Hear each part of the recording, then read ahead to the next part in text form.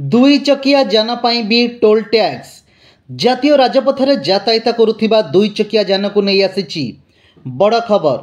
सूचना मुताबक जातीय राजपथर टोल रे एणिकी दुई चकिया जान गुड़िक टैक्स देवाकू पड़िबो। जुलाई 15 तारिख यह नियम लागू हेबो। साधारण भावे दुई चकिया जान किणिबा समय टोल टैक्स आदाय करा जाय थाए। मात्र जातीय राजपथरे यातायात करुथिबा दुई चकिया जान गुड़िक ठारू टोल टैक्स निया जाय न थाए। केवल 4 चकिया जान बा अधिक चकिया जान गुड़िक ठारू टोल टैक्स आदाय करा जाय थाए। जातीय राजपथ कर्तृपक्ष NHAI पई केंद्र सरकार यह नियम लागू करिसेंती। नुआ नियम मुताबक दुई चकिया जान गुड़िक पई फास्टैग माध्यम टोल भरणा करने पड़िबो। जो माने यह नियम को उल्लंघन करिवे सेमानक ठारू 2000 टंकार जोरिमाना आदाय करा जिवो। दुई चकिया जान पाई भी टोल टैक्स दबाकू पड़िबो।